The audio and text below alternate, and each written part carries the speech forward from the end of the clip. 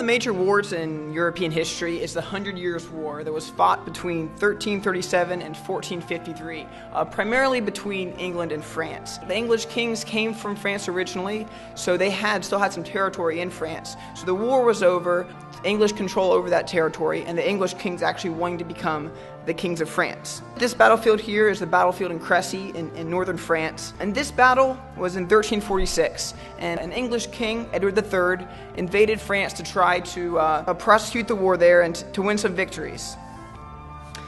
So Edward had about 10 to 14,000 men. The French had a much, much larger army. They had just that many knights. They had as many knights as the English had in their whole army, plus they also have their men-at-arms and their archers and other various footmen and other soldiers. So the English were greatly outnumbered.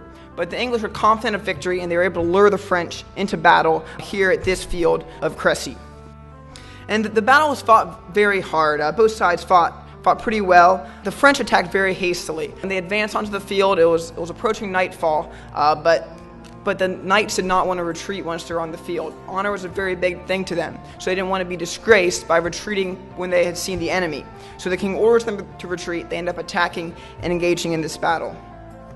But they end up being defeated very badly by the more experienced Englishmen. One of the big elements to the English victory was the longbow. These long bows they had, they were very skilled with. They were able to shoot down quickly the French that are attacking them. So thousands of French were killed in this battle, including many of their leading nobles.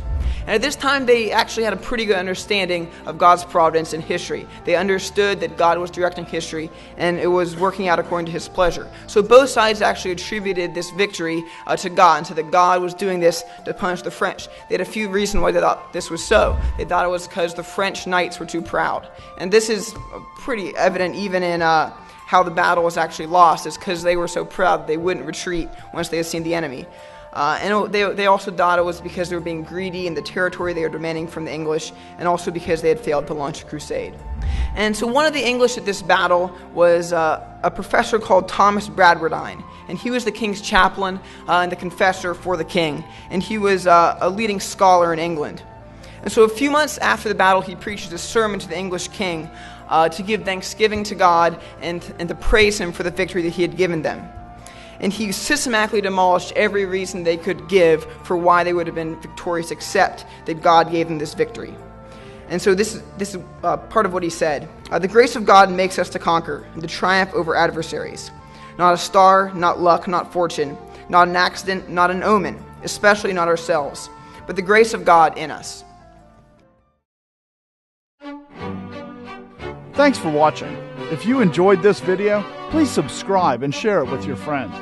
You can also visit www.discerninghistory.com for more videos and other resources.